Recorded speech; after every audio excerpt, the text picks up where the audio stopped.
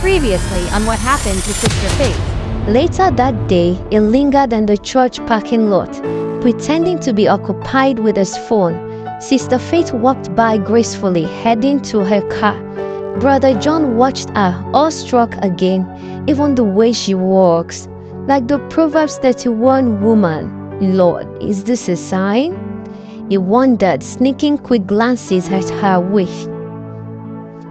When she noticed him, she smiled. "Good afternoon, Brother John." Startled, he fumbled. "Hey, ha, good evening." She laughed lightly.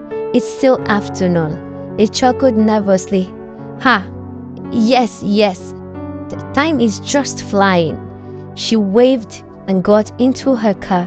As she drove off, Brother John placed a hand dramatically on his chest, saying, "Always buy pure water first before talking about meat pie."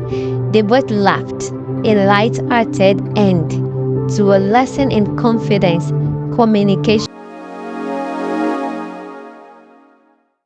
Faith Unmasked. In the quiet of a Sunday morning, just before the church service begins, whispers ripple through the sanctuary like gentle waves. A cluster of women stands near a pew, casting concerned glances at a young woman sitting alone. Once the vibrant flame of the congregation, now she seems like a flickering candle, lost in thought, scrolling absent-mindedly through her phone. Her presence is a silent echo of who she used to be. "Have you seen Sister Faith lately?" One whispers. "Something about her seems off." They murmur among themselves, wondering what happened to the woman who once led fervent prayers, who danced freely in worship, whose faith used to ignite others. Now, her hands remain lowered, her voice silent. Suspicion and concerns whirl around, but only one dares to say what truly might be the case. Perhaps Faith needs the encouragement she once so freely gave. Later that evening, Faith sits in the dim quiet of her bedroom. Her Bible lies unopened beside her, collecting dust as she scrolls through social media. Pictures of praise, verses of hope, people proclaiming joy she no longer feels. Her eyes glittering with uncried tears. "I wish I still felt you, God. But I don't," she whispers, her voice barely audible. A notification appears, a message from the past, a familiar temptation calling her name, inviting her back into what she fought to escape. Her finger hovers above the screen, memories flood in. The comfort, the danger, the fall.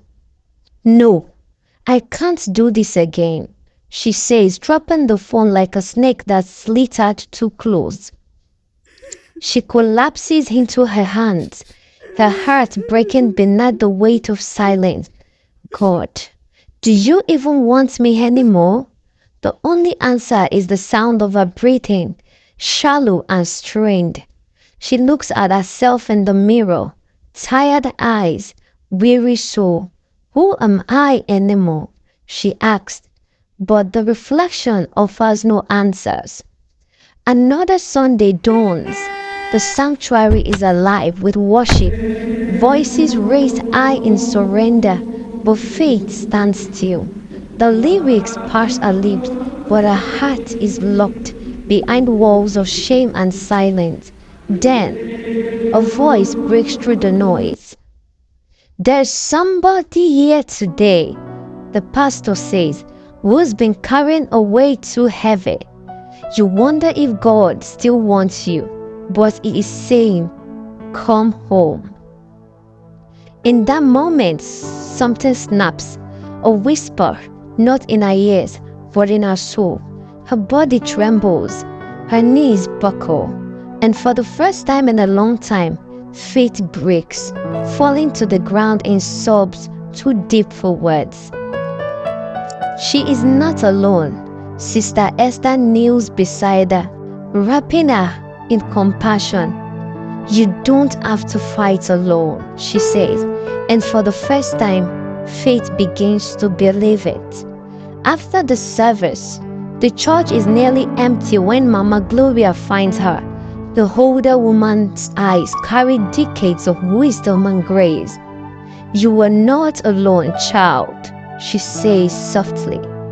Faith doesn't know where to begin. The mask has cracked, and what's behind it scares even her. "I feel like a fraud," she admits. "I told people God is faithful, while I questioned if He even heard me." Her voice trembles with shame. Mama Gloria smiles gently. "Even the greatest in Scripture had moments like yours. Elijah, who called on fire, once wanted to die. Peter, the rock, sank in doubt, and yet God still used them, still loved them, still called them." Faith's breath catches. A wall starts to crumble. "He still wants me. After everything?" Mama Gloria's voice is firm, especially after everything. That night, back in her room, Faith opens a Bible. Her voice is steady, if small, as she read. "A bruised reed, it will not break." Isaiah 42 verse 3.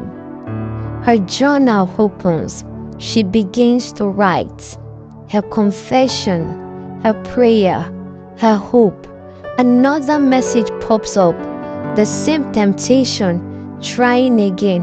But this time, she doesn't linger. She presses delete. Faith's story is not over. Neither is yours.